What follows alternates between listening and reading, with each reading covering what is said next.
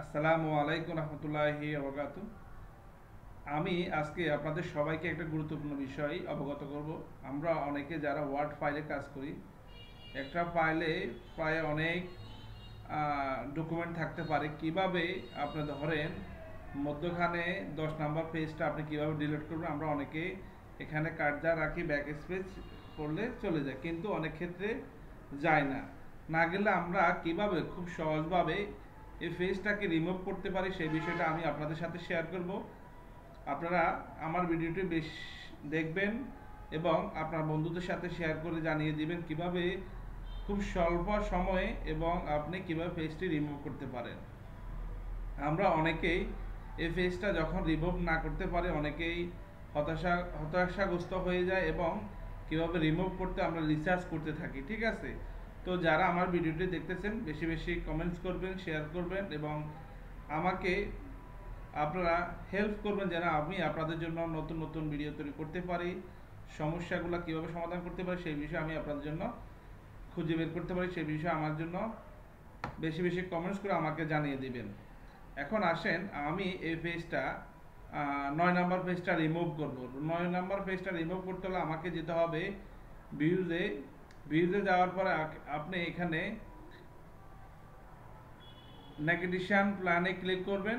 Click করার পরে এখানে এরকম সেম পেজ আসবে। পেজ আসার পর আপনি 9 নম্বর পেজটা ক্লিক করবেন।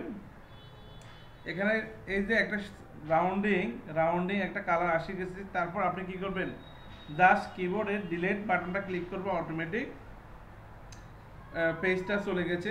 জাস্ট আমি আপনাদেরকে দেখানোর জন্য সেম দেখছেন অলরেডি পেজটা চলে গেছে। তো আমি আর আপনাদেরকে সেম আরেকটা পেজ রিমুভ করে দেখাবো কিভাবে আপনারা ধরেন আমি এই লেখাটা আমার প্রয়োজন না, আমি এই লেখাটাকে পুরো পেজটাকে মার্ক করলাম, মার্ক করে এখান থেকে ব্যাক স্পেস দিয়ে দিলাম, অলরেডি চলে গেছে।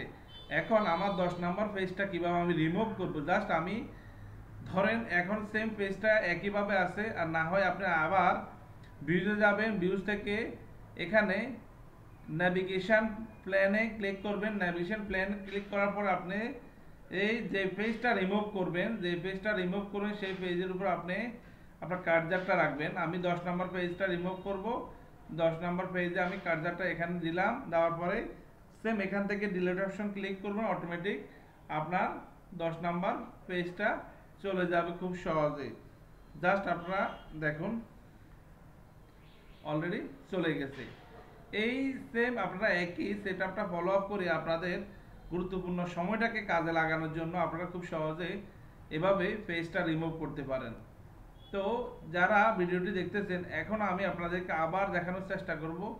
আমি আমার এখান থেকে ফর এক্সাম্পল আমার এই জিনিসগুলো প্রয়োজন না, আমি এগুলারে আপনার অল কভার করে ব্যাক স্পেস দিলাম, চলে গেছে, কিন্তু পেজটা আমাকে রিমুভ করতে হবে।